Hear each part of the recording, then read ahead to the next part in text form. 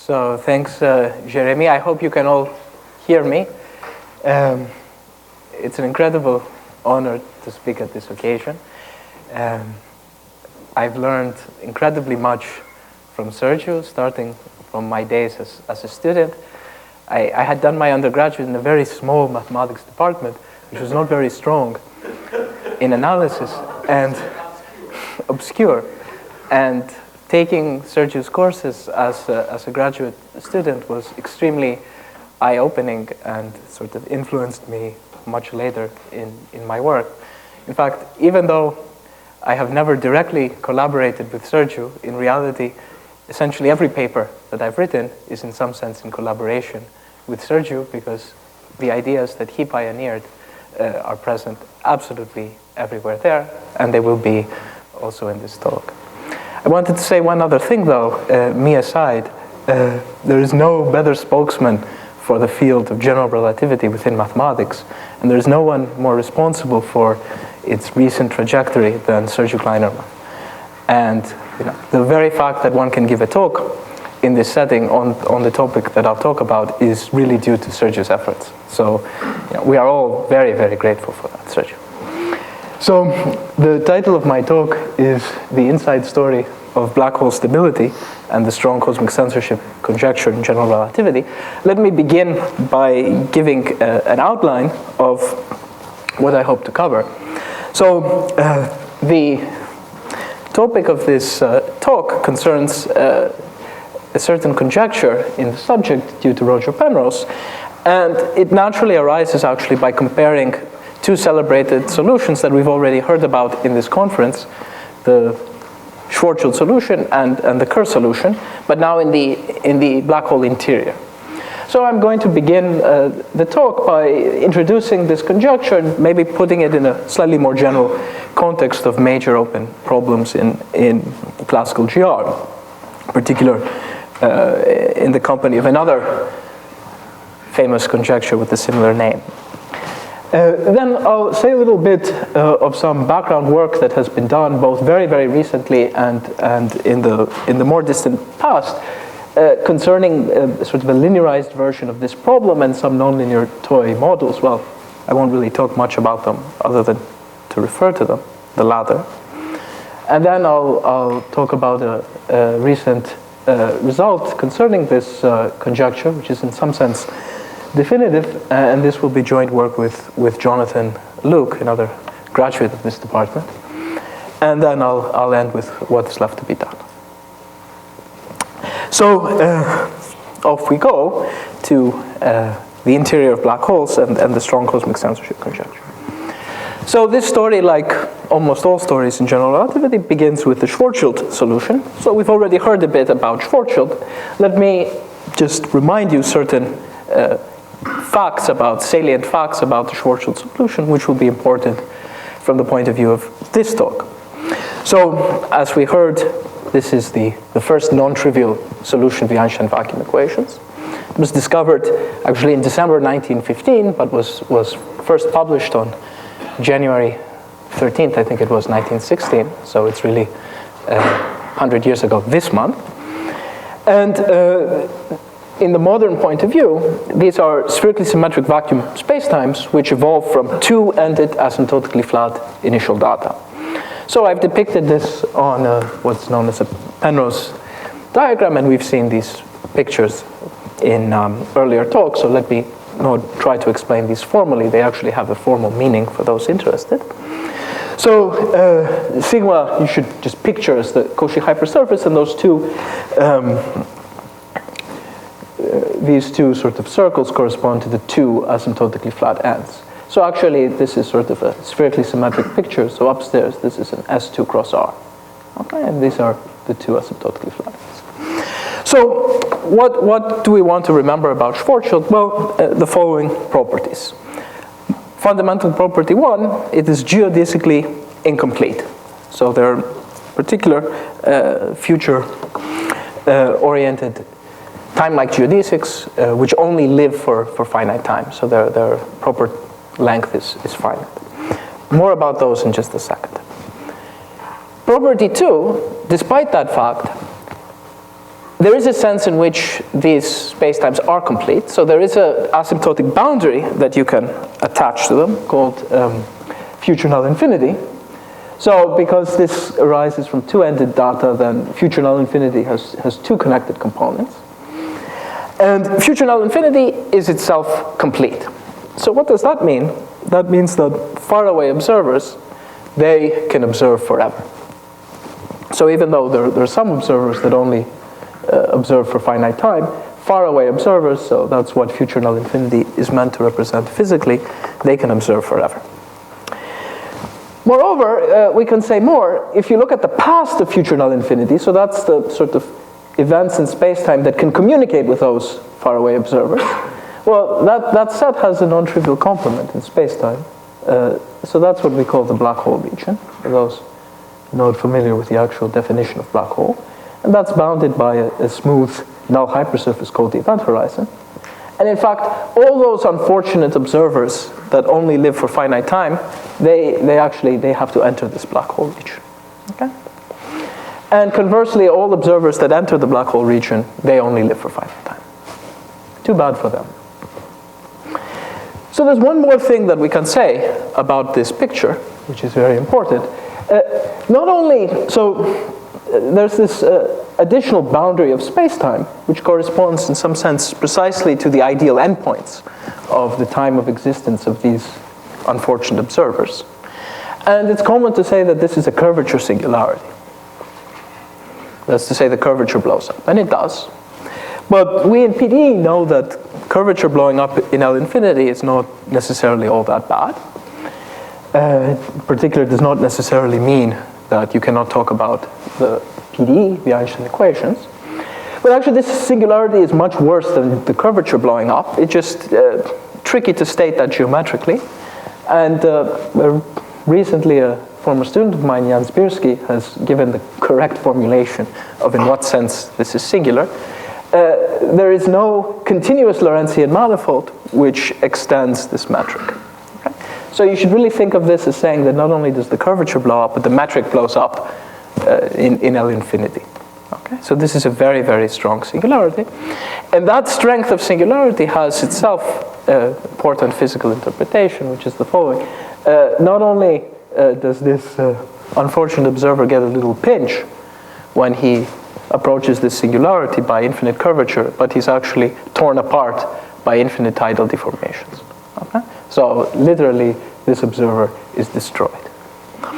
So that's Schwarzschild, and so already Schwarzschild encompasses a bunch of very, very fascinating properties. Even before going beyond Schwarzschild, let me say a little bit about the conjecture that the Schwarzschild solution immediately gives rise to.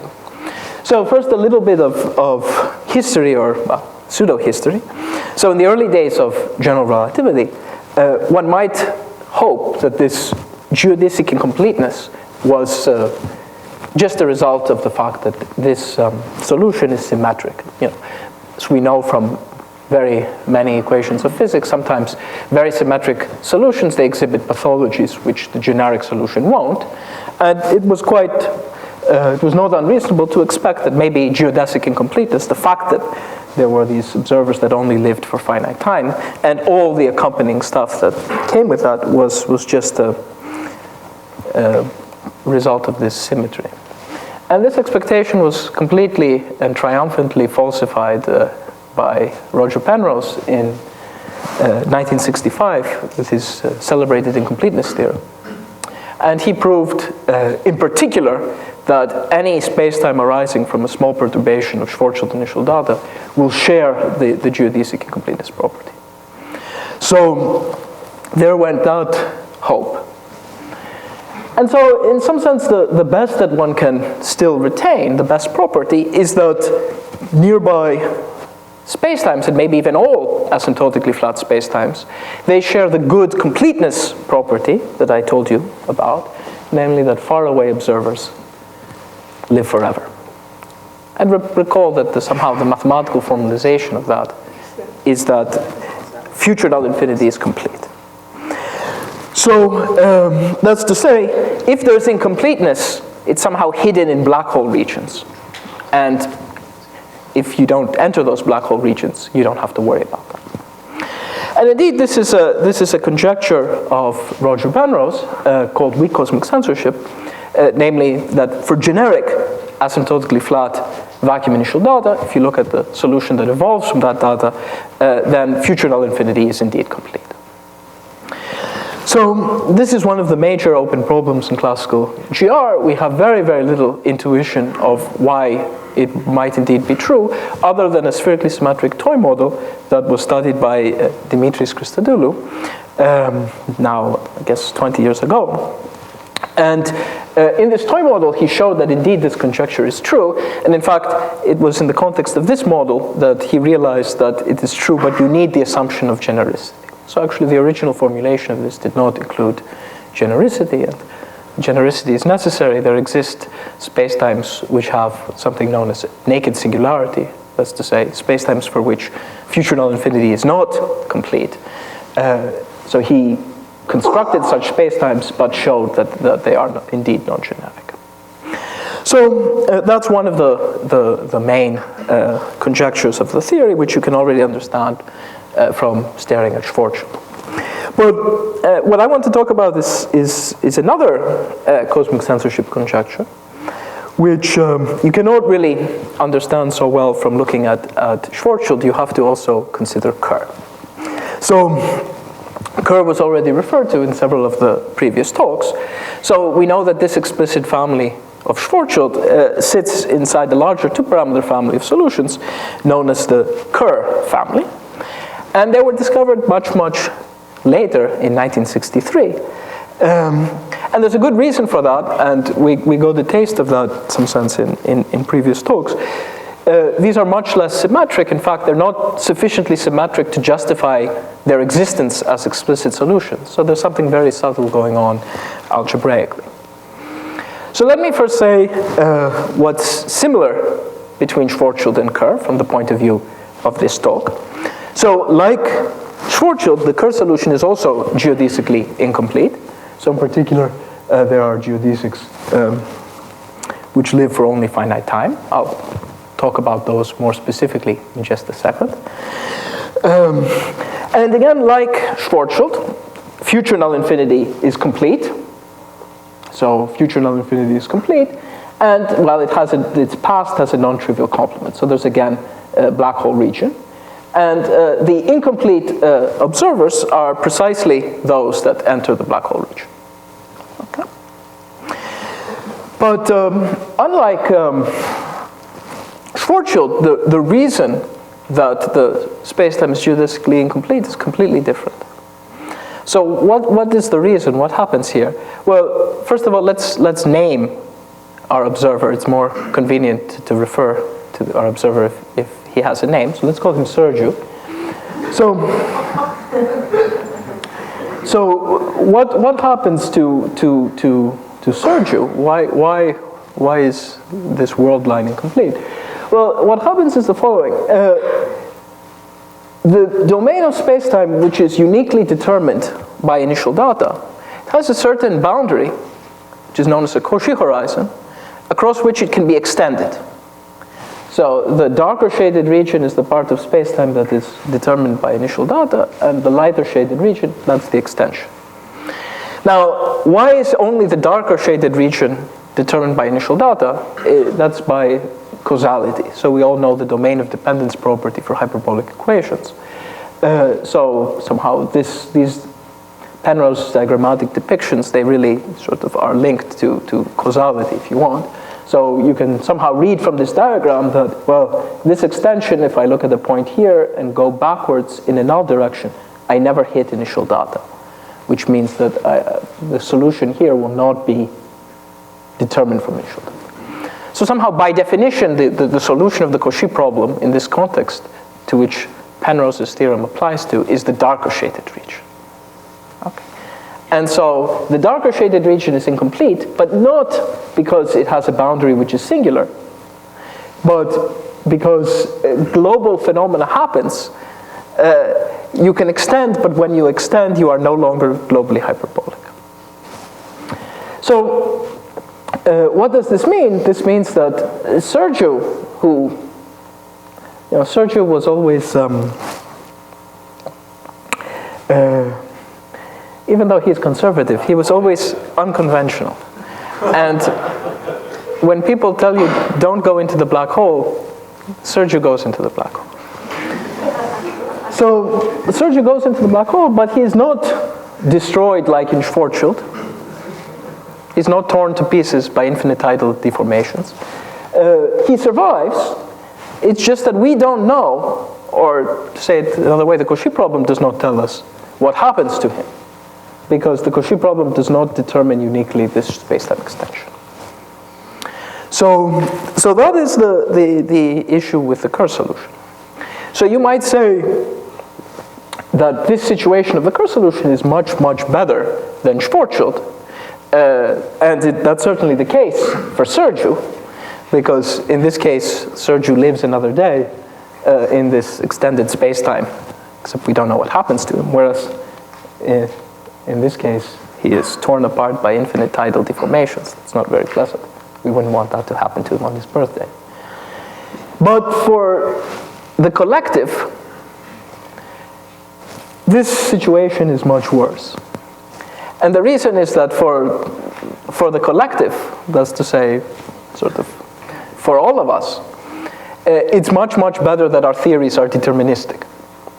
So we value, if you want, in physics, determinism more than the individual's freedom and profit. So because that's just a fact, that the collective is more important, there's a famous conjecture, which is aptly called censorship, strong cosmic censorship, which is due to Roger Penrose also, formulated in 1972. And basically the conjecture said that Kerr, or this behavior of Kerr, is a fluke, and the generic solution in some sense reverts to Schwarzschild. So that's to say, for generic asymptotically flat initial data for the Einstein vacuum equations, then the space-time determined by initial data, so the darker shaded region, if you want, cannot be extended as a suitably regular Lorentzian manifold to a larger. So you should think of this as saying that sort of generically the future really is determined by the present. So you can think of this, if you want, in the language of PD as a global uniqueness statement in general relativity. And in fact, you can think of this other weak cosmic censorship. Should note that this is not either a weaker or stronger statement than the other. This is really, in some sense, the version of global existence in general relativity, which is still compatible with Penrose's incompleteness. So this conjecture, in some sense, says that Kerr is a fluke, but I've left it a bit open-ended, and in fact, it was indeed open-ended the way Penrose originally formulated. I'm not telling you in what sense it cannot be extended. And another way to think about this conjecture is as follows, that this conjecture is saying that if space-time is geodesically incomplete, its boundary is singular. And I'm not telling you at this point in what sense the boundary should be singular, how strong the boundary should be singular. But you might wonder, why would you ever conjecture this apart from wishful thinking? And indeed, there was a little bit of wishful thinking in making the conjecture. But there was also a good reason that Penrose was able to conjecture this, and this is his famous blue shift instability that he first wrote about back in 1968. So imagine that besides Sergiu, who is unconventional and goes into black holes straight for the Cauchy horizon, there's another more conventional observer, let's call him Mihalis, who has read a bit about general relativity and knows that you shouldn't go into black holes. So recall that observers who don't enter the black hole in Kerr, they live forever. So the length, the proper length of this warp line is infinite. So imagine that this observer, Mihalis, sends every day to the other observer a signal. Let's say the column of Krugman from the New York Times to Sergiu, who's in the black hole. So the distance between two consecutive signals is 1 day, because every day there's another column. I only send 2 a week. Fine. But because the total length of this observer is finite, then the time interval between successive signals gets smaller and smaller, and in fact it gets infinitely small as Sergiu approaches the time that he crosses the Cauchy horizon. So he's getting these columns more and more often. So in the language of the electromagnetic spectrum, we say that the signal is infinitely blue shifted.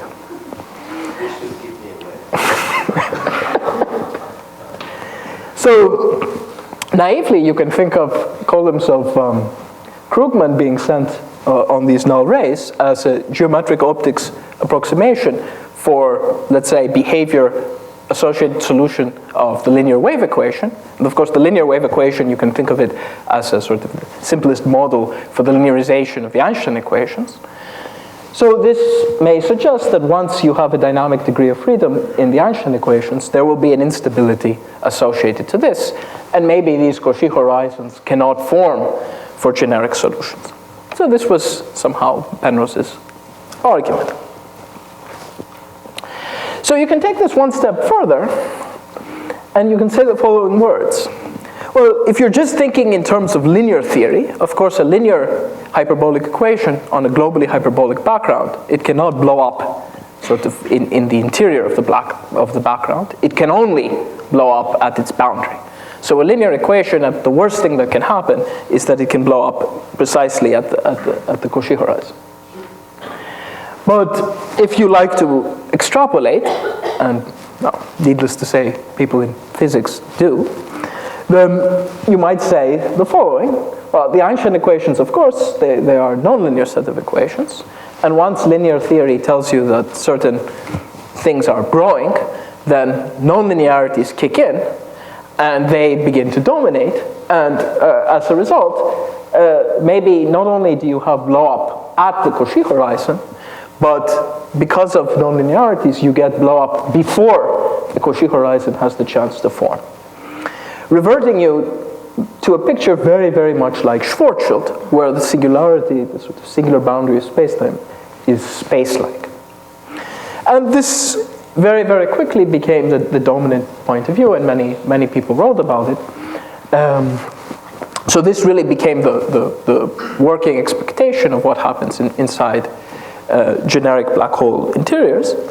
So in particular, this motivates what I'll call the very strong cosmic censorship. Unfortunately, since, for funny reasons, this conjecture already carries the word strong in its formulation, we have to call this very strong, but anyway. So very strong cosmic censorship says that for generic vacuum asymptotically flat initial data, then, as Strong said, the part of solution determined by initial data cannot be extended to Lorentzian manifold. But I'll tell you, moreover, in what sense, even with a metric which is only continuous. Okay? And moreover, with a singularity which is space. So this statement says that Sergiu, to put it in physical language, Sergiu is indeed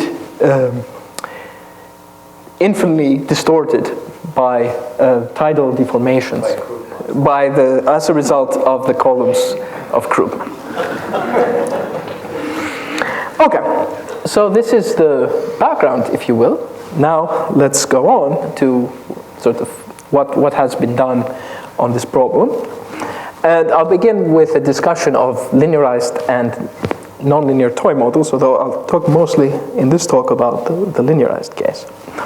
So, first of all, indeed there is some truth to Penrose's heuristics, even though even sort of in the context of the linear equation, sort of definitive results have only been obtained very recently. So,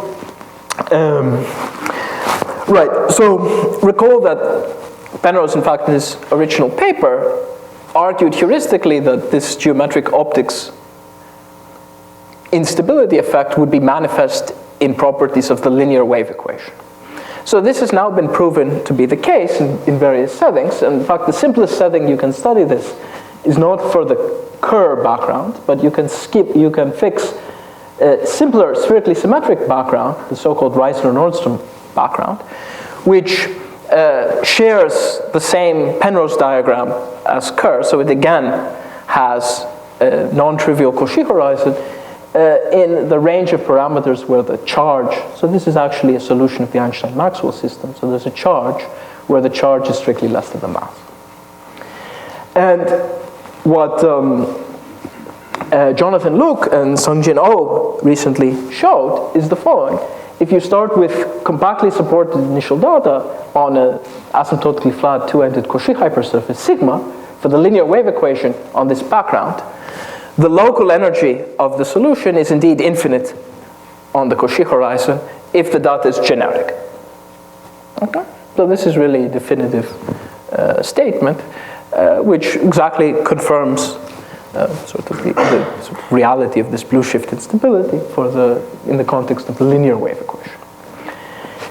Now, turns out that in the Kerr case, you can get something slightly weaker. So the same thing holds if you are willing to enlarge a little bit the class of initial data that you allow to allow a very fast decaying polynomial tail initially. So in this class, you can again prove this. Hasn't quite been proven for the compactly supported case. So this result is actually a recent result of mine with Jakob Staffentoch-Rothman. And it's based on some very old ideas of McNamara, which we were able to resurrect. And moreover, and I'll mention this again at the very end of this talk, you can say something which is in fact more satisfying. You can relate precisely a lower bound for decay of the wave equation on the event horizon. So this should say the event horizon with failure of the local energy to be finite on the Cauchy horizon. And this is a series of recent work, so this was part of this theorem. So Luke and O in the Reisner-Nordström case, and there's a recent result of Luke and Zbierski for the Kerr case. So, in some sense, that's the, however you want to think about it, the good news. But there's something else which is true, which was not really realized in the physics literature. And that is that this blow-up is actually weak. And it's weak in the following sense. And this was a recent theorem of a student of mine, Anne Franzen, who defended her thesis in December in the University of Utrecht. So she proved the following, that in both extremal Reisner-Nordström and Kerr, the full sub-extremal ranges, solutions of the wave equation arising from, let's say, compactly supported initial data, yeah, sure, their local energy may blow up, but the amplitude of the solution itself remains bounded, and in fact, it continuously extends to the Cauchy horizon. So that's her theorem. Let me make some remarks. Actually, there's recent extension of this, and it's a different argument due to Hinz and Vasi that applies at least in the very slowly rotating case, and they also consider the case of cosmological constant. The other comment I want to make is that so this result holds in the full sub-extremal case, but people in theoretical physics are very interested also in the case of extremal black holes. I don't want to say much about that other than the following. Actually, in that case, even though Penrose's original heuristic argument could equally well be applied, it's a recent theorem of Gajich that not only does this extend, but also the local energy is finite. Okay? And that theorem actually depends on certain refined decay estimates on the exterior of extremal Reisner-Nordström, which are due to Angelopoulos, Aretakis, and Gajich. And that's surprising because this tells us that extremal black holes are somehow more stable in their interior, even though, according to an instability first discovered by Stefanos here, they are more unstable in their exterior. So this is all quite interesting. So where does the combination of these two results leave us? Well, if one were to naively extrapolate from the linear behavior of the scalar wave equation to the fully nonlinear Einstein equation, so how would we naively extrapolate? Well, we would say that, well, psi itself is sort of analogous to the metric, so there should be another index. This should write G, mi, ni. And derivatives of psi, they are analogous to the Christoffel symbols, let's say. So this is the naive extrapolation. So this suggests that at least nearby spacetimes to Kerr should have the property that the metric extends continuously to the Cauchy horizon. So in particular, the Cauchy horizon persists as such. But the Christoffel symbols will not be square integrable in any coordinate system. Okay? So that's the analogous statement to the local energy of psi. So local energy is the local L2 norm in a regular local coordinate system associated to the derivatives of psi will fail to be finite.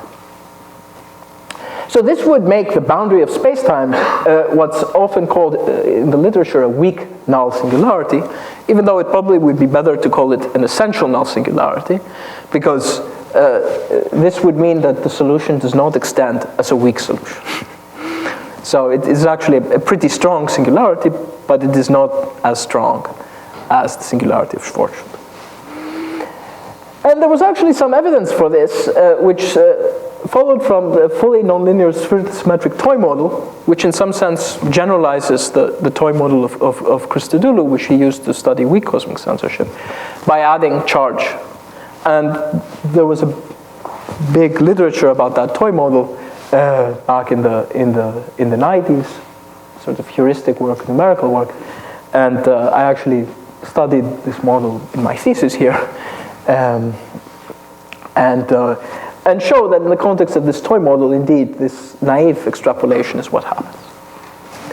On the other hand, if you believe the original intuition, then all this is sort of a figment of the symmetry assumption here, and generic solutions of the Einstein vacuum equation should induce blow-up earlier than Cauchy horizon formation, and singularities should be generically space-like. So the question is which of these two scenarios actually holds.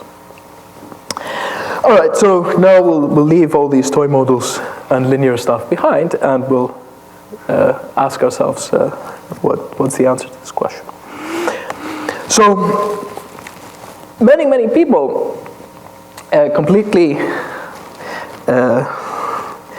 didn't believe anything about weak null singularities, because not only was it not shown that they occurred generically in black hole interiors, but there is not even a single vacuum solution of the Einstein equations which exhibits them. So many people, in fact, claimed that you could not construct vacuum solutions of the solutions of the Einstein vacuum equations that had sort of singular boundaries that were null and of the strength described before. So in some sense, if there is to be any hope of the first scenario holding, one first has to be able to construct such examples. And this open problem was solved by Jonathan Luke, and maybe I'll draw a little bit his theorem. So he constructed weak null singularities by solving a characteristic initial value problem. So you have a double null initial characteristic hypersurface, and of course there's no symmetry here, but I'm suppressing somehow the two spherical directions. So you should think that I have a sphere here and two null cones emanating from the sphere, and I'm free to prescribe initial data here. And if you remember the notation of some of the previous talks, it turns out that for the characteristic initial value problem for the Einstein equations, initial data is essentially generated by prescribing the shear, and the shear is the trace-free part of the second fundamental form of this cone. Okay, and in the notation of some of the previous talks, this was notated by the Greek letter he with a hat. Okay, so you should think that essentially the initial data is given by, well, something on this sphere plus the shear here and the shear there. That's initial data. And if you want, so remember the shear is you should think of it as a Christoffel symbol, so it's one derivative of the metric, okay? And we want to solve the characteristic initial value problem in some domain like this, okay? And I want this boundary to come out as a weak null singularity. So in particular, I want the metric to extend here, but I want the Christoffel symbols to be singular. In fact, I want them to not be square integrable. So it turns out that you can prescribe initially a behavior of this such that it is integrable, but not square integrable. And an example of that is if you call this, I don't know what my notation is in the slide. So if you call this coordinate u bar, and you think about this as being u bar equals 0, okay?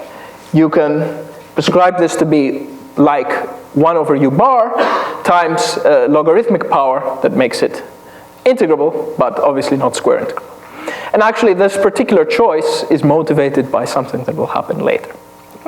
His theorem is in fact more general than this, but think about this specific choice. And what he shows is that you can indeed solve the Einstein equation in a region like this. That's to say, the solution does not break down before in some space like singularity. Okay? And moreover, this type of behavior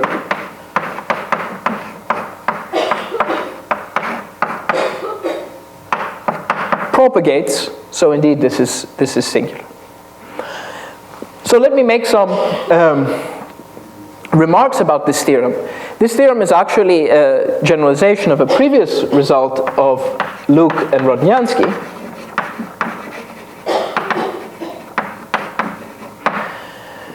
Where you again considered initial data like this, which had a sort of a singular front, but the singular front was less singular.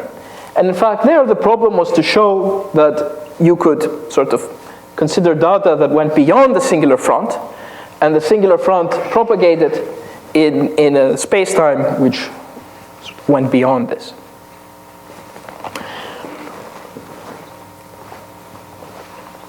So let me just make a few comments. I don't have time to go into detail. So what, very broadly speaking, is this result based on? So there's a very, very beautiful renormalization of the set of null structure and Bianchi identities that we saw in several of the previous results, which is tied to this problem. And essentially you can define renormalized variables for which you don't see in this in the problem of Luke and Rodniansky, you don't see singular terms. And this system satisfies some version of the null condition of Sergiu Klainerman, and it's exactly this sort of null structure. Of course, it's an implicit null condition, but in any case, it's this null structure that allows you to solve in this type of a region, and particular shows that you don't have breakdown before. So in particular, the generic equation will not satisfy this theorem. Now in Luke's work, where things are much more singular, you again look at these renormalized variables, but now you cannot, you still have quantities that are singular, and you have to propagate weighted norms, which are sort of build in this type of weight. And again, the null structure which is present in the system is exactly what allows you to do it and tells you that, yes, you can evolve, you don't have blow up before, and thus you create a piece of space-time with a singular boundary like this. So actually, Jonathan did something even better. He showed that, well, not only can you put a singular profile here, you can also put a singular profile there, in this shear. And moreover, you can choose things to be otherwise small enough so that the space-time exists in this whole diamond up until and including the sphere where these two singular fronts intersect. So not only do there exist weak null singularities, there exist bifurcate weak null singularities. And again, this is a sort of generalization of a previous result of Luke and Rodniansky, where they showed the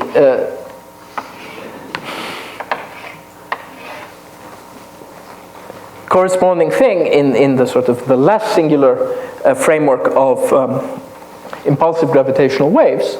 And in fact, in their work, the solution continues as a weak solution beyond this intersection, and quite remarkably, the fronts, they continue like this, leaving a regular space-time in their wake. But in Luke's result about weak null singularities, this profile is so singular that it makes no sense to talk about the solution, even as a weak solution beyond. So you can only talk about that. You have a minus. Yeah, sorry. So this makes it less strong. Is it p-bounded? Is there obstruction of having very large p? You can do this with any p greater than 1. I mean, you just want this to be integral. But you can make a more general, you can put a general function here, f of u bar, with the property that it's L1, but not L2. So these are the two theorems of Jonathan Luke. Okay, so these theorems are great, but of course they just say that somehow, as such, that the idea of weak null singularities, or essential null singularities as I prefer to call them, it's consistent. Okay, it does not say that these happen in evolution. Maybe I should make one other comment just to sort of compare with other results. So you might want to compare this result to the L2 curvature conjecture. So as Sergiu and Jeremy and Igor have proven in well-known work of recent years, the Einstein vacuum equations are well posed if the curvature initially is in L2. Okay? And here, this situation is much, much rougher than that. So this is sort of a low regularity well posedness, which is much rougher. On the other hand, the data is very, very special. And the sort of roughness in certain directions is more than compensated by additional smoothness in other directions, in particular in the spherical directions. Okay? But this really should be thought of as some low regularity result, if you want. And thus it's not at all surprising that the null condition is so prominent, or some form of the null condition. This is very much in the spirit of Sergiu's work on that. All right. So as I said, this is all very nice. This tells us that there's nothing inconsistent about weak null singularities, but it certainly does not tell us that this actually happens inside black holes. And of course, if we want to know what happens inside black holes, maybe we're getting a bit ahead of ourselves, because we still don't know what happens outside of black holes. That's to say, we don't really know what generic solutions of the vacuum equations, how exactly they behave on black hole exteriors.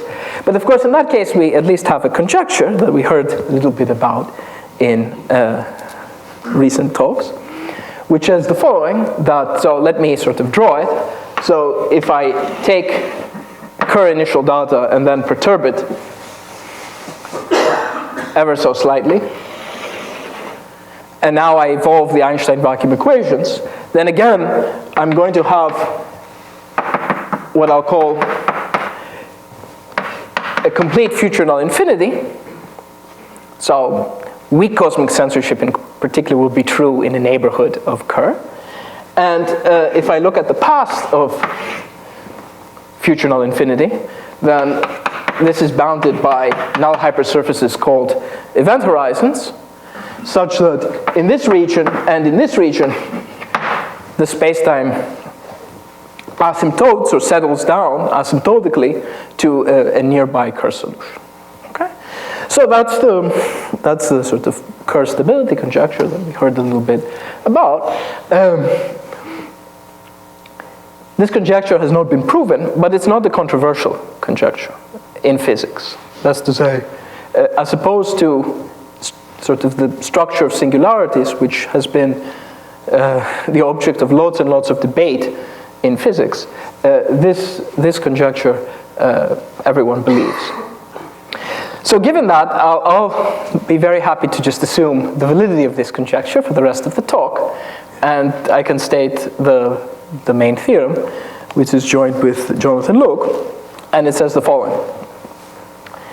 If this conjecture is true, that's to say, if indeed Kerr is stable in its exterior, then the Penrose diagram of Kerr is in fact globally stable. So that's to say the Penrose diagram of Kerr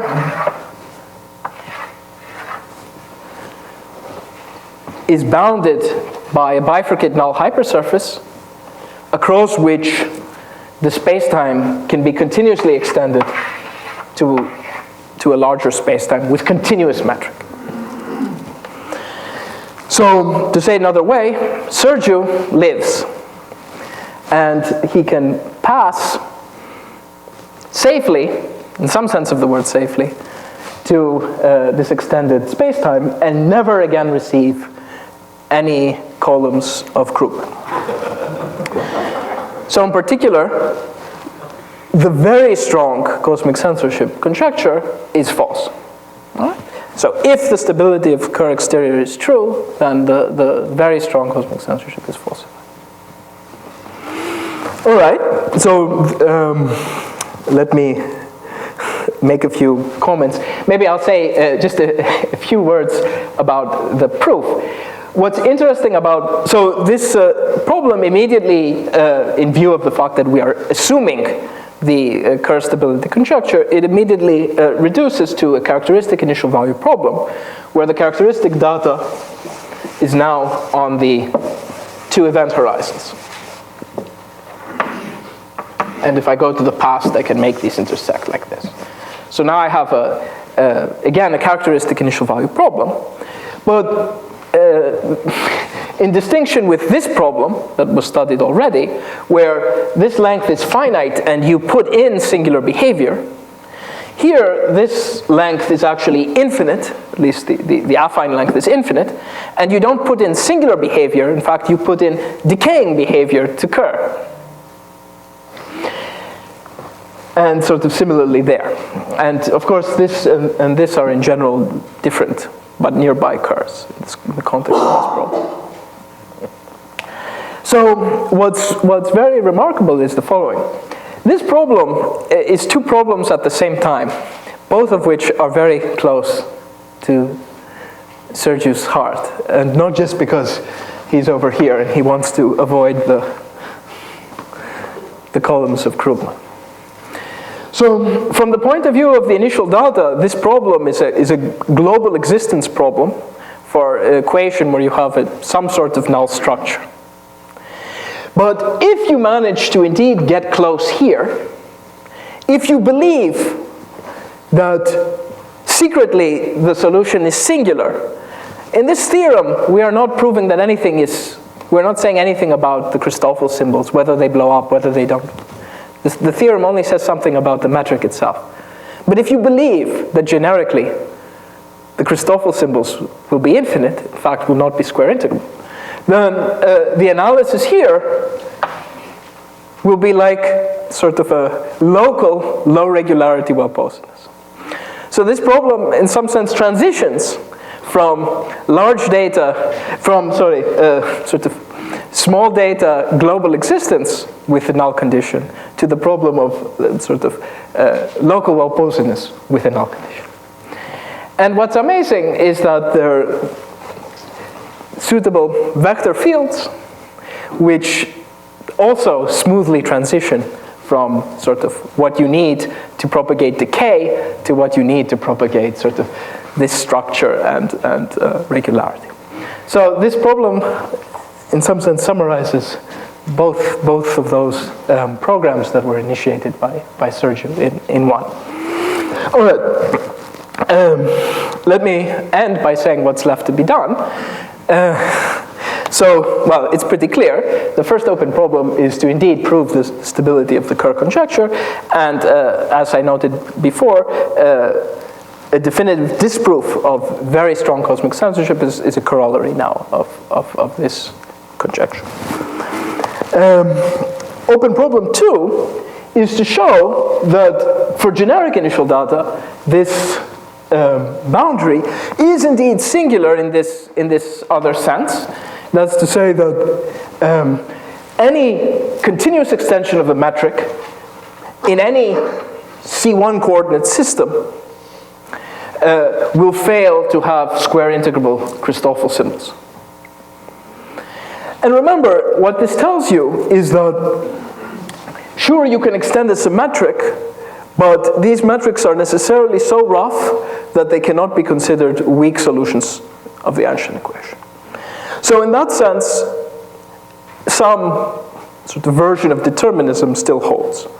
So this, in particular, would tell you that a weaker formulation of strong cosmic censorship, and this formulation is due to Christodoulou, namely that generic spacetimes are inextendable in the class of spacetimes with locally square integrable Christoffel symbols.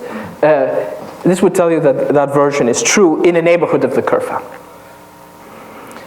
So of course, to falsify a conjecture about generic solutions, it suffices to exhibit an open set in the moduli space which does not have the desired property. So that's why the falsification of this version is definitive, but of course to prove strong cosmic censorship, it's really a statement about all solutions, or generic and open, an open and dense set in the moduli space, and this analysis is just about a neighborhood of Kerr.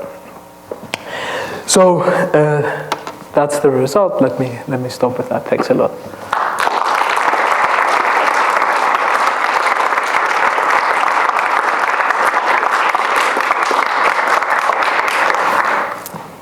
So are there any questions?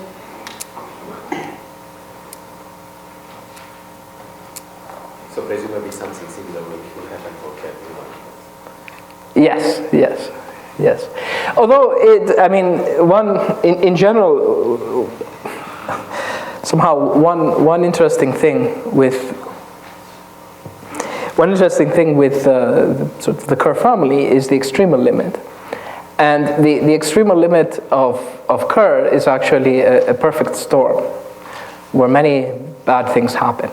The extremal limit of Kerr-Newman, of course, it includes the extremal limit of Kerr as a special case, but it allows you to understand sort of extremal black holes which are not as bad as extremal Kerr.